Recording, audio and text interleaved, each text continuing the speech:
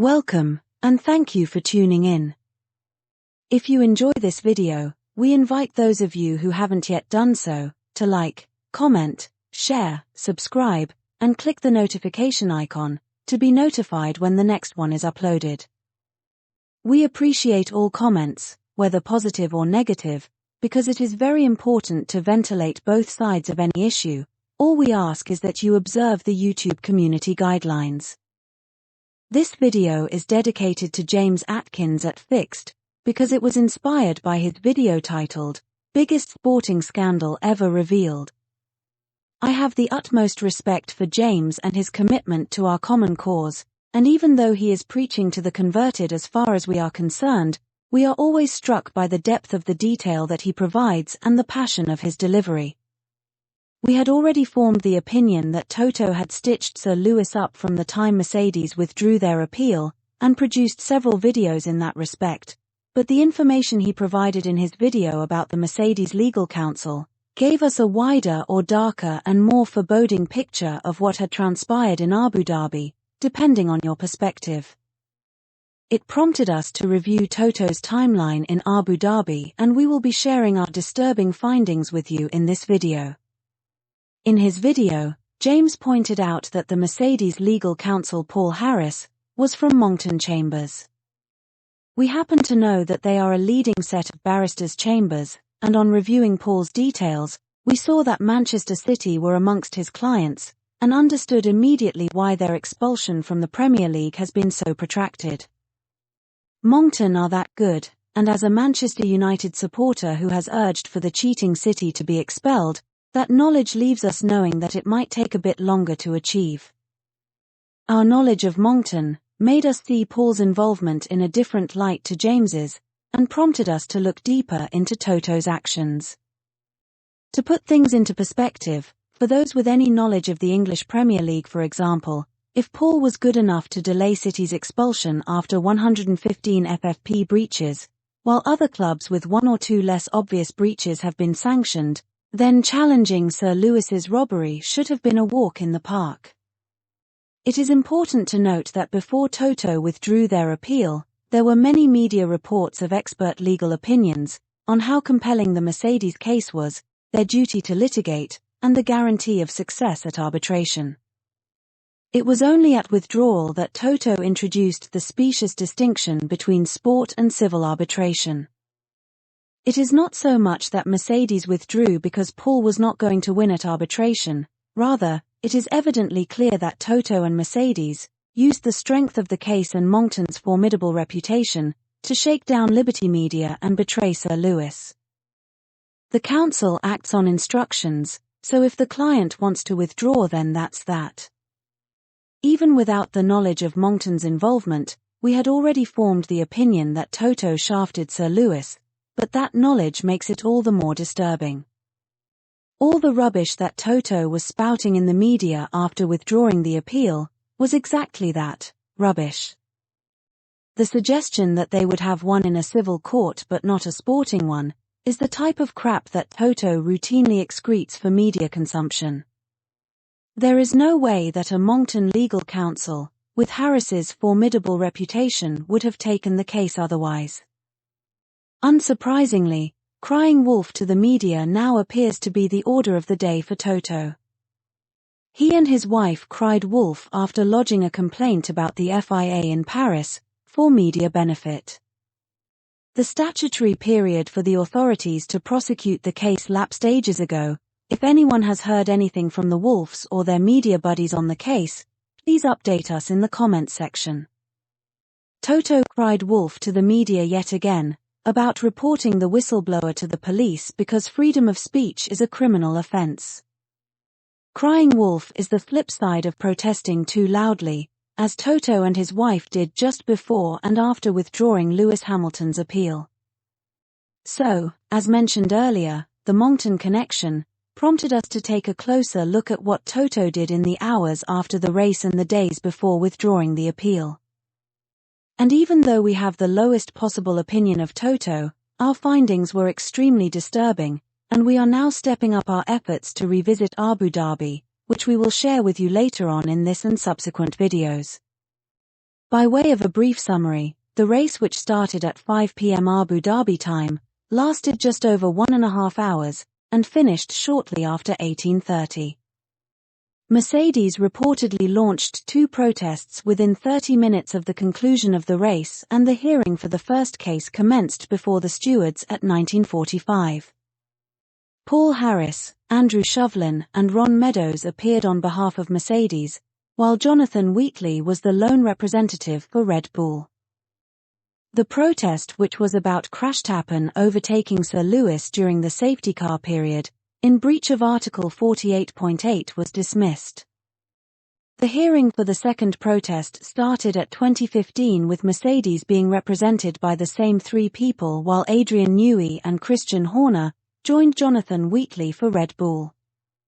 In the second protest, Mercedes argued that there had been 2 breaches of the regulations in respect of the releasing of the lapped cars and the recalling of the safety car. Of course, as we all know, these were also dismissed, and shortly after 23:03, Mercedes lodged their intention to appeal. Now, what is critical here, as James highlighted in his video, was the absence of Toto Wolff at any of the hearings. His counterpart was there, so why not him? What could he possibly have been doing that was more important than attending the hearings? Was he busy overseeing the final preparations for the party to end all parties? Was he in a meeting to determine whether the party should go ahead or not? Considering that the party must have been scheduled to start sometime before 12 midnight, when was the decision made to continue regardless, despite the fact that the second hearing was still going on at 21:30, and the steward's decision was not published until 23:03? Did Mercedes ever consider cancelling the party? As we have said previously, we are very keen to get some insight into this party, especially to know if any member of Sir Lewis's side of the garage attended, so if you know, do let us know. What we do know, according to the man himself, is that there was a meeting held in his office before the protests were launched, so it was a conscious decision on his part not to attend.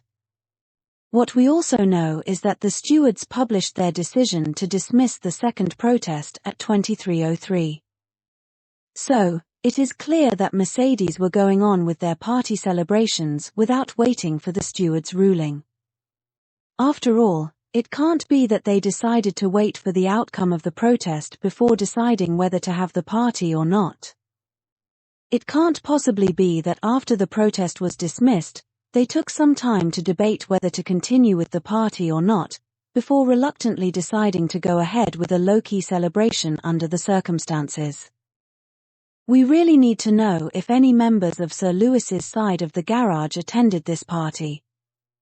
How safe is Sir Lewis, if his crew were disposed to partying under those circumstances? Alright, back to Toto. He claimed that he waited for the decision in his office, and when it came back negative, he had to choose between going back to the hotel to sulk, or going to celebrate an 8th Constructors title with the team. Well, do the pictures and videos that went viral depict a man attending a party because he didn't want to go back to the hotel room that he shared with his wife, to sulk? Critically, Toto has claimed that the decision to protest the result was taken after a meeting in his office, which took place immediately after the race. So, given the report that the protests were launched within 30 minutes of the conclusion of the race, this very brief meeting had to have been convened and concluded before 7 p.m. It therefore appears that Toto never left his office from the time of the initial meeting to discuss what actions to take, and the publication of the stewards' ruling on the final protest at 23:03. Give or take 10 or 15 minutes for deliberations before giving notice of intention to appeal, this would mean Toto was in his office for about 4.5 hours. What was he doing during that time? We know he didn't attend any of the hearings. We know that he made 2 calls to the FIA President and Secretary General respectively, as he claimed, just to express his feelings ahead of the internal Mercedes meeting, so they couldn't have lasted long. There are no reports of him calling or spending time with Sir Lewis during those hours, but if anyone knows of any, then you know what to do. So, what could this man, who couldn't be bothered to attend any of the hearings, or check on Sir Lewis before going on to party like it was 1999, have been doing? Maybe, just maybe, he was using the presence of his formidable legal counsel to shake down Liberty Media. Maybe, just maybe, the two innocuous calls that he proclaimed that he made were to draw attention away from the critical calls he made to Liberty Media. Why would he have vented to the FIA and not Liberty Media? After all, many held Liberty Media responsible for inducing the Hollywood NASCAR-style last-lap shootout ending to the season finale. After all, he referenced discussions with F1 in his withdrawal statement. Maybe, just maybe, consciousness of guilt prevented him from mentioning conversations with Liberty Media, the people that would suffer the most damage from a lawsuit, and critically, the only people with the means to buy him off. What do you think? Are you feeling me now? Oi, not in that way, Johan. What do you think the man who said he had to choose between sulking over the theft of Sir Lewis's record-breaking 8th title, or celebrating his own record-breaking 8th title, was doing while fiddling around in his office as his driver's record-breaking title burnt? The use of the word sulking says everything about his mindset. Wonder why he couldn't adopt that same attitude to celebrate Sir Lewis's rightful record-breaking victory at Belgium, rather than sulk over George's justified disqualification. Even his friendly F1 media, without quantifying the timeline, observed that the decision to party was made rather quickly under the circumstances. Wonder what they would have thought if they knew the decision was likely made long before the protest was dismissed.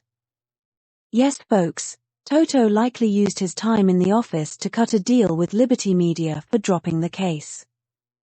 That deal had been fleshed out by the time Toto was informed that the protest had failed, and consummated before Mercedes announced the withdrawal of their appeal 4 days later.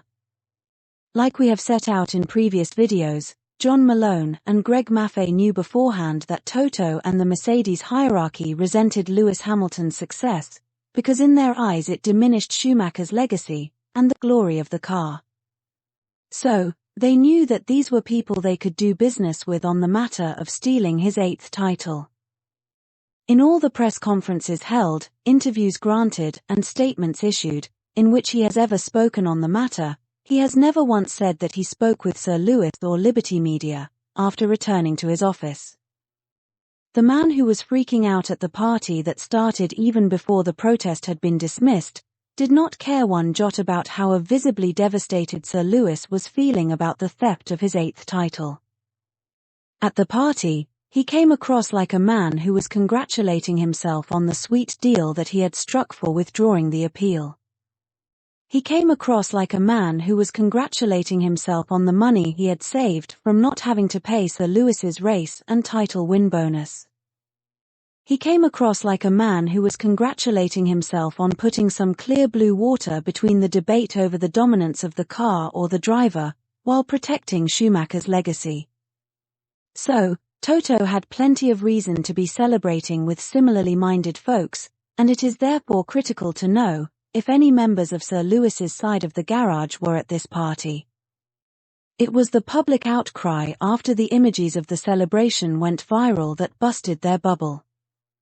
One can understand Bottas and his side of the garage sending him off, but anyone from Sir Lewis's side of the garage attending the party should be viewed in the light of their actions. So, we renew our call for information on whether any of Sir Lewis's side of the garage, including Bono, attended the party. For example, who is the gentleman getting his head rubbed by Toto at the party? All you have to do is look into the eyes of the twice-married man with a younger wife, posing for a picture with his arms draped around 2 younger admirers, to know that this was not a man choosing to attend the party rather than sulk in his hotel room, because of the theft of Sir Lewis's 8th title, but a man celebrating the sale of that 8th title amongst many other anti-Lewis developments. We are going to have to wrap up this video, because we are getting too triggered, and want to get back to the video we were planning on making before James shined our eyes. In a subsequent video, we will tell you about the letter that James inspired us to send to the newly installed Secretary of State for Culture, Media and Sports, to initiate the start of a campaign to fix Abu Dhabi. For those who are interested and can't wait, that letter is available at our Twitter handle at NS&C101.